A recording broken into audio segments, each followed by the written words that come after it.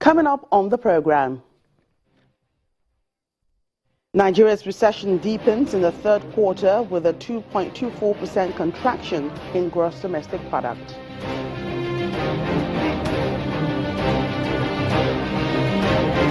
Zimbabwe's President Robert Mugabe says he wants to retire properly.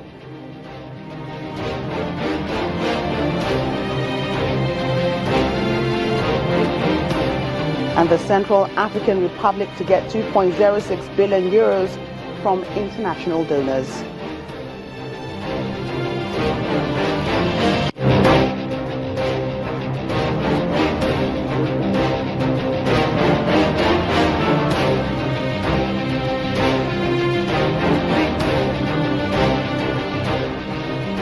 Welcome to Network Africa. I'm Joke Rogers. Let's begin the program by giving you a summary of what happened over the weekend. The European Union has condemned the alleged abduction of at least 6 anti-government activists in Zimbabwe ahead of a planned protest. In a statement, he said there had been worrying increase in recent months of abduction, torture, violence and intimidation.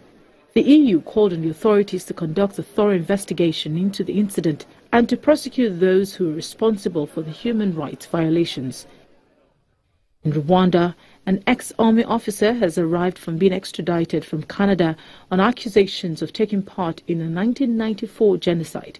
Jean-Claude, who was a second lieutenant in the Rwandan military, is accused of participating in the extermination of more than 72 Tutsis in Kigali and attending meetings where massacres were allegedly planned. He has denied involvement in the genocide. About 800,000 people, mostly from the Tutsi ethnicity, were killed in 4 months of violence. And in Mozambique, the government has declared 3 days of national mourning after an emergency cabinet meeting convened by the president. At least 56 people have been killed and 108 injured in a fuel tanker explosion in western Mozambique. The circumstances of the blast on Thursday remains unclear. Some reports say the driver of the tanker was trying to sell fuel to villagers, while others say he was ambushed. The blast is a lightning strike or a fire nearby. Nigeria's gross domestic product fell 2.24% in the third quarter of 2016, according to a new set of data released early today by the country's statistics office.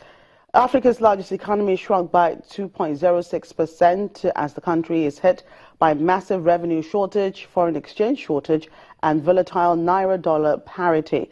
Today's data shows Nigeria's oil sector fell 22.01% in the third quarter, ended September, while the non-oil sector grew a paltry 0.03%.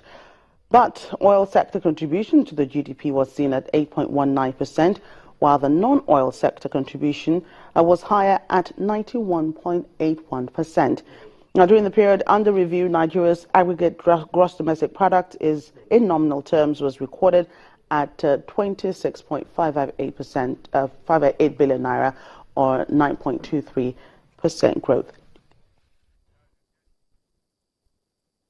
Now let's discuss this further, shall we? And joining us is an economist, Sam Olisa.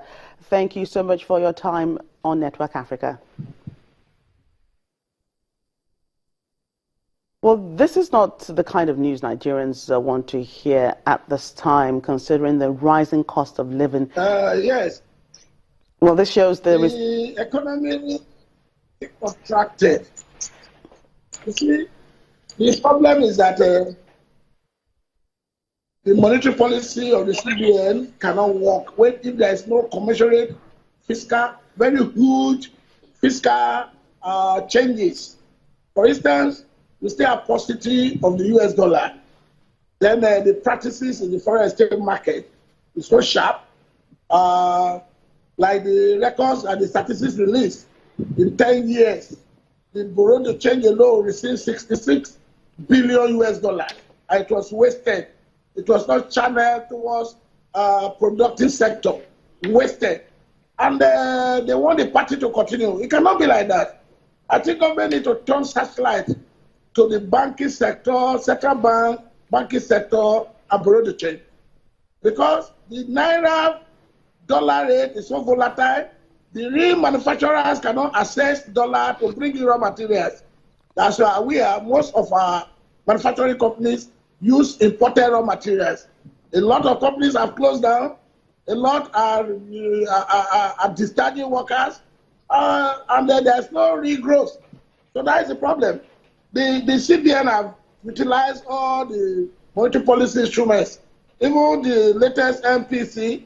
Even if they increase the liquidity ratio, which I think they shouldn't do to banks, even if they increase the inflation rate is 18.something% for God's sake. Under this situation, the economy will be very difficult to react to growth.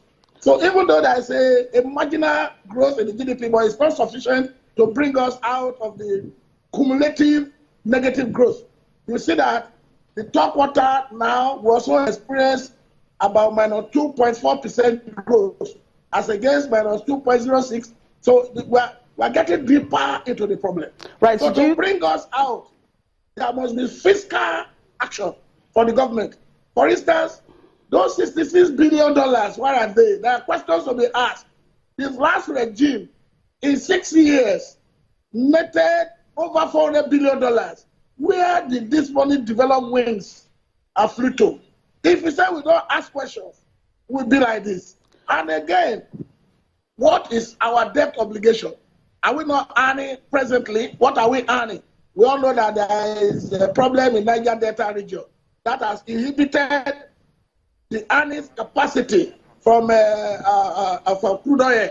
Even though the price has stabilized around $45 per barrel, but the quantity we're exporting is depleting.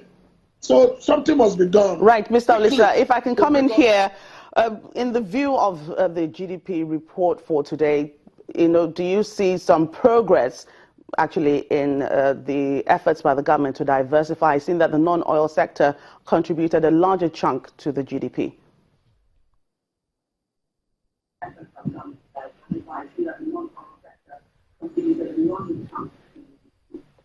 Well, the progress we are recording presently is because Nigerians want to earn US dollars. So some people have started exporting, like the government cried out that a lot of trucks are leaving Nigeria shores with grains. I don't think government should raise unnecessary alarm about that. What government should do is to document those exports and ensure the repatriation